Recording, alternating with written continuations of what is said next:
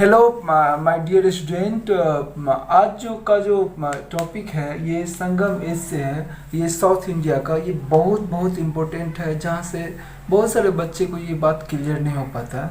तो इसी टॉपिक पर जो है डिस्कस करना चाहते हैं, तो अंत तक बने रहिए और देखिए ये क्या है। मतलब संगम एज यहीं से जो ये एक्चुअली क्या है, साउथ इंडिया का हिस्ट्री है संगम एज।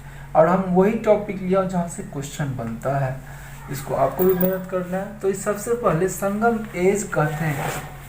तो साउथ इंडिया में जब कवि सब, पोएट सब, बहुत सारा पोएट का जो सम्मेलन होता था, उसी को हम संगम एज बोलते हैं। मतलब 300 BC टू 600, 3 दूना 6, ऐसे याद रखना है। उसके बाद क्या है आफ्टर, यहाँ पर हम क्या लिखे, Cheras, Chola and Pandyas are called Sangam age. ऐसे भी ऑप्शन में दे देगा कौन कौन। तो यहाँ पे पल्लव दे दे तो आपका आंसर गलत हो जाएगा, ये याद रखना। ये इसीलिए मैं ये हेडलाइन दे दी हूँ, Chera, Chola, Pandya are called Sangam age. यहाँ पे संगम मतलब मीटिंग होता था। अब यहाँ पे इसके बाद ये तीनों पॉइंट आपको दिमाग में रखना है। 3 जगह पर, मतलब 3 संगम असेंबलीज, मतलब यहाँ पे 3 जगह पर हुआ था। पहला मदुरई, जो उसका कौन कर रहा था, कवि थे तो अगस्त्य मुनि का नाम सुने होंगे जरूर। और नहीं तो यहाँ पे मदुरई में जो कर रहे थे वे कौन कर रहे थे, अगस्त्य मुनि, ऐसे पूछ देता है। फिर दूसरा जो हुआ था वे कपटपुरम, वे भी, ये 2 आदमी, 2 पोएट थे, अगस्त्य मुनि और तोलकापियार। ठीक है, ये याद रखना, मैं लिख दिया हूँ। तोलका भी याद रखिएगा तो आपको काम चल जाएगा। उसका तीसरा है मदुरई में, ये कौन कर रहे थे, नाकिरम। तो ये याद रखना है, नाकिडर। तो again I repeat it, Madurai में अगस्त्य मुनि, दूसरा कपतपुरम में अगस्त्य मुनि और तोलकापियार, और उसके बाद मदुरई में नाकरमुनि। तो देखिए कितना टफ है, मतलब इसको जो है सो कैसे क्या करना, इसको बार बार सुनिएगा और लिख लीजिएगा, तो आपको जो है सो कभी भी नहीं भूलिएगा। उसके बाद यहाँ पे संगम लिटरेचर, मतलब इतना अच्छा था पीरियड। अब बाद में जाकर क्या, मतलब आपस में अटैक, हर्षवर्धन के समय में ये सब फंसी थी, हर्षवर्धन हार जाता है, बहुत सारा मतलब इंसिडेंट होता है। लेकिन इसको पहले क्लियर करना बहुत जरूरी। तो इस लिटरेचर पर होता है, जैसे कवि सब तो लिटरेचर करेगा, साहित्य लिखेगा। तो वे कौन कौन बुक सब इम्पोर्टेंट है वे सब हम जो है हम। पहला है कुरल, ये किताब का नाम है। इसको लिखने वाला कौन है, तो यहाँ पे देखिए त्रिवेलावार, मतलब कुरल को लिखा है त्रिवेलावार। देखिए इसमें भी एल आर है, इसमें भी एल आर। इस तरह से आप याद रखिएगा जो ऑप्शन रहेगा। तो उसका है शिल्पाडीकरम किताब का नाम है, जो कौन लिखा है, इलांगनो आदिगल। और नेक्स्ट है मानी मेकाली, इसको लिखा है स्टील संतार। उसका है जीवक चिंतामणि, ये और ये बहुत बार पूछा हुआ है, जीवक चिंतामणि। तो इसको लिखे हैं तिनेता का देवार। तो ये वार से भी आप फोटो याद रख सकते हैं, दोनों इंपॉर्टेंट है। यहाँ पर टी है, यहाँ पर टी है, लेकिन यहाँ पे तिनेक है, यहाँ पे तरुगे है। तो ऐसे भी आप याद रख सकते हैं, थोड़ा अपना माइंड लगाए। उसके बाद नेक्स्ट आते हैं पल्लव। तो इसमें है तो बहुत कुछ, लेकिन हमको पहले इसको समझना है। जो ये भी एक डायनेस्टी था, जो इसमें सबसे ग्रेटेस्ट पूछता है, तो नरसिंहवर्मन ग्रेटेस्ट रूलर था, ग्रेटेस्ट किंग था।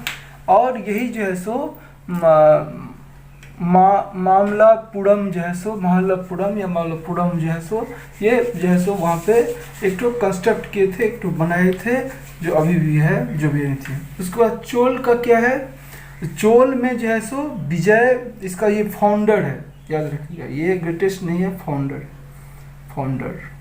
मतलब स्थापना, चोल को स्थापना करने वाला कौन है, तो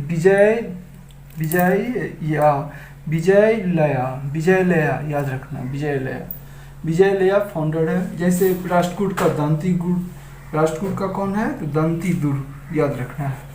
तो और सभी बाकी जानते हैं। वैसे मैं शॉर्ट वीडियो में भी पूरा जैसे जीके ही बताने की कोशिश की हूँ।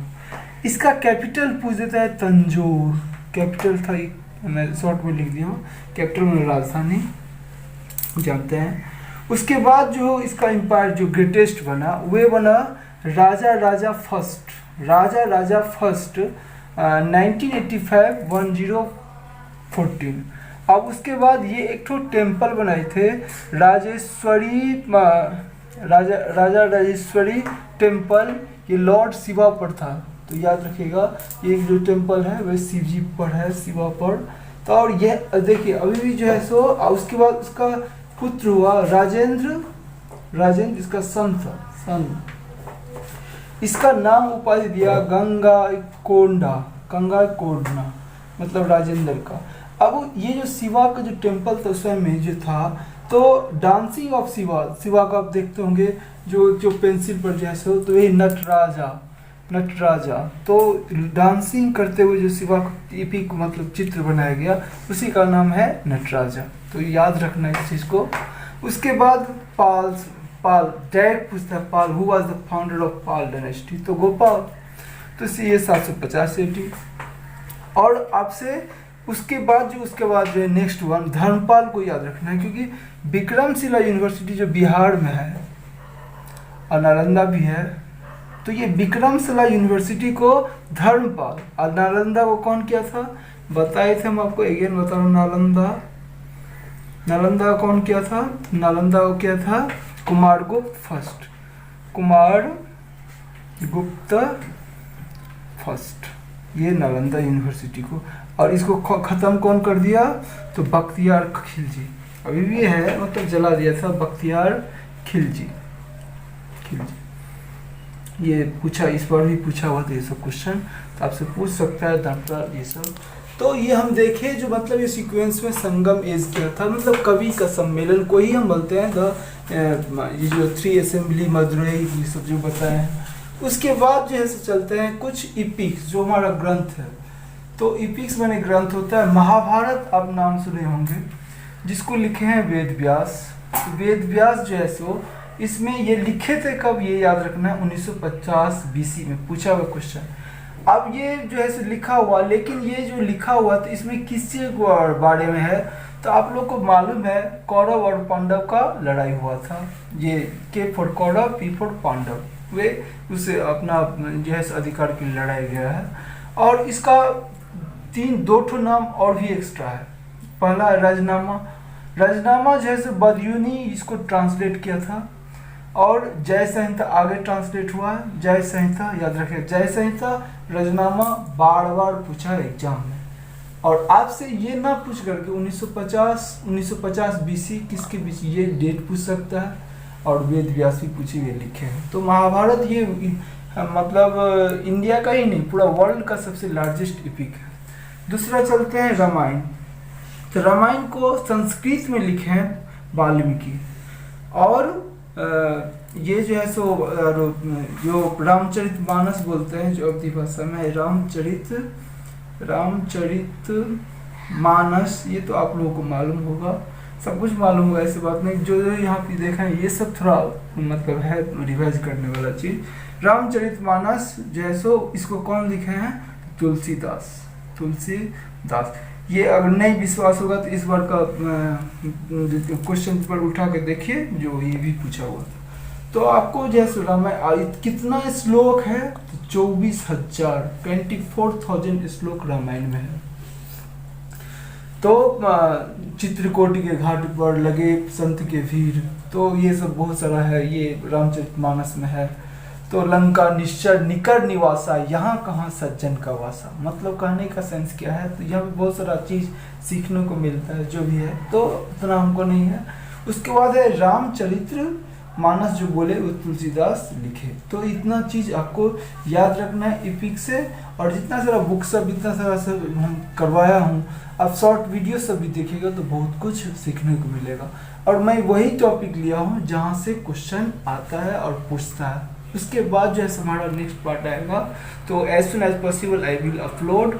सो look over the all of this thing and मैं लिखा भी हूँ, बोला भी हूँ, और उसके बाद जो है सब जो है सो अपना कोशिश करने का पूरा एफर्ट दिया हूँ। तो आप लोग भी इसको समझने की कोशिश कीजिए, तभी जब, क्योंकि वैसे समझ में नहीं आता है, और धीरे धीरे लिखिएगा, समझिएगा तो आपको अच्छा होगा। थैंक यू, और आप लोग को ईश्वर आशीर्वाद करें जो और भी आप सीख पाएँ, और मेरे चैनल पर बने रहिए और देखिए, एंजॉय कीजिए, और यही, थैंक यू, गॉड।